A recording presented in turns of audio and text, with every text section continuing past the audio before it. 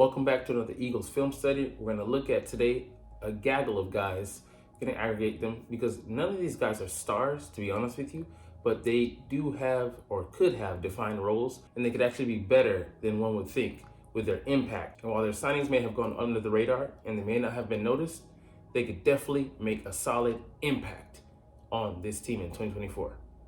What's up, it's your boy Cintron coming back at you with another analysis video, and I kid you not, that's my real name. Eagles film review, Paris Campbell, Devontae Parker, and others, including a guy I really like on defense. So let's jump into it. So Paris Campbell, 1-year deal. I promise I won't get too excited. I was a fan of Campbell coming out of college. This is what I said about him back in 2019.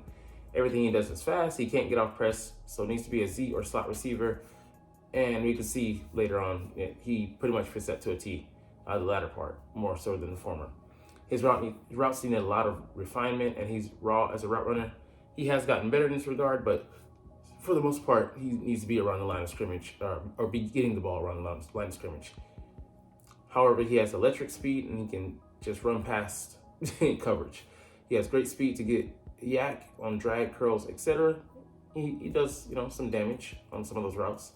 Should be an explosive player, but the question is he legitimate Z? Nah. Or just an explosive package player? Well, I guess he turned out to be more of an explosive package player. And he's a guy that he ran 4.31 coming out of Ohio State, number 21, then number 1 now, and then number 0 last season. But, he's not going to be someone that, should be the highlight, the focus of an offense. He's more someone that is a secondary option, or secondary to the secondary option.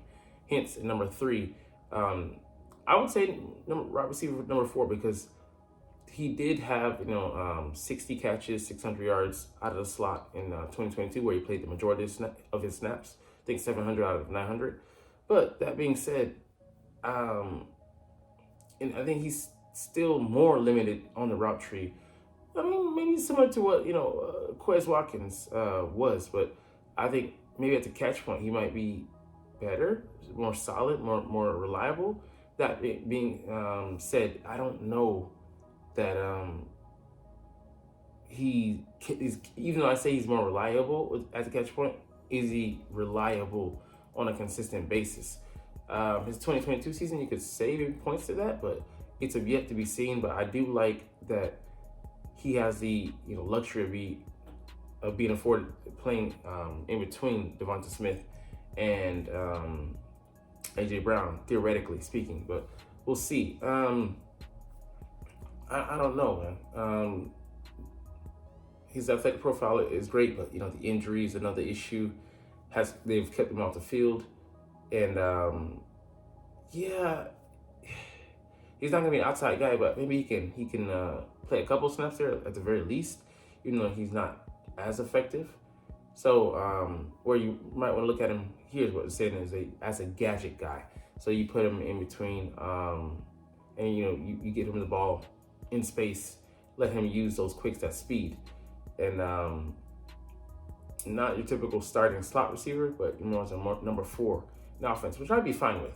So wide receiver fly sweeps, where the wide receiver comes in and he's sweeping around, the defense, the other side, and they have things, I can't distract to assist in springing him free. So this is, I think, CeeDee Lamb here in Dallas, getting the ball here, and he gets the ball and sees an alley, goes through it, and goes around, uses his great spatial awareness to know where the hole is. And Paris Campbell might be able to get you a few more yards with this speed, but hopefully he doesn't outrun his support, his help. So let's look at Ohio State and how they used him. Very similar touch pass. He just receives it, gets the first down. He's tougher than expected. He can survive some hits as well as shrug some guys off. But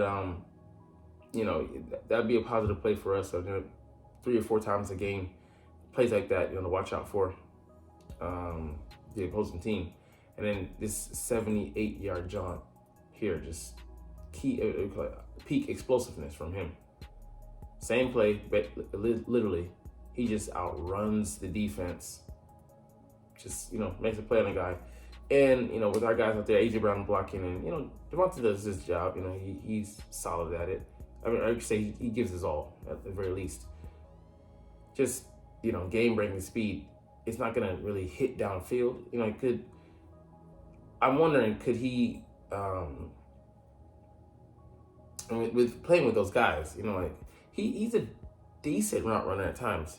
He might get more targets, and I'm not going to say it's going to be a one-size-fits-all thing and Kellen is going to peg him squarely as a number 4 receiver or just a gadget guy. But, nice to know that we have that.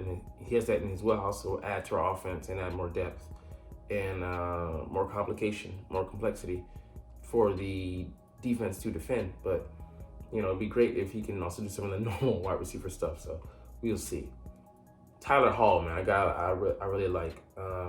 When I heard about him, I was just like, okay, another also ran, coming to the practice squad, nobody to pay attention to, but, you go and look at 2022, and was it 2022 or 2023? Whenever he, I think it's 2022, when he played the number of snaps he did, 122 coverage snaps with the Raiders, gave up 9 receptions for 43 yards, and some of them, like a couple of them, ball could have been thrown, like in the Mac Jones game, Patriots game, where I saw the film. There's like 2 throws I saw that he, it could have been thrown on him, but, didn't go that way. So, I mean, it works out at the end of the day. But he had very solid coverage. And he played mostly from the slot. He just had very tight coverage. Great at playing off. And he coming up and press a little bit too. So, he did a good job mirroring the receiver. So, I really like, what he had to show. 58.7. And it just adds another piece of the puzzle to throw in there. I forgot about totally, the forgotten man, Zach McPherson, blew out his Achilles. He's going to be added back into that mix of backup slot. So it'll be him, Avante, and this guy, Tyler Hall, the newbie, coming to compete. And, we owe Avante no favors. He's not owed a certain job. But if he's the best man, great. But if he eventually bows out, which, it'll be leaning towards that direction because he hasn't finished a season.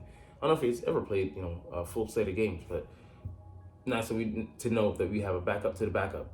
And I think Tyler Hall slotted himself into that first backup position above McPherson, who doesn't have experience there. We were just having to moonlight and train there in the offseason, so we don't know what he looks like in real live game action, regular season action there. So I like that, that we're hedging our bets and, not going all in without a plan. So, I mean, he's only 25 years old. I was surprised the Raiders just willing to let him go.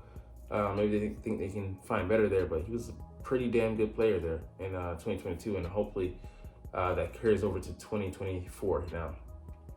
The next guy, Devontae Parker, on a 1-year deal, and looks like he can't separate anymore, man. Like, the horrible rankings. Anytime you're in the hundreds, it better be the opposite, where you're like 1 of 100, not 100 out of 100 something. So, I mean, it's crazy. If he could do this for us, be a jump ball guy. So you see, like here, this is going back to his Dolphins days, which isn't positive. But if that's his role in offense, get some shot plays on the outside. He can't be that big guy. 6'3", 6'4" frame. Used to run a 4.4. Had that one great Dolphins season, 1,200 yards. He was just a monster to cover. He played in that season, I think, too, and we got done in. I think what was that, 2016 or 2017? It was a while ago. So you can see here, he just going up over the middle. Gives a tougher player, there.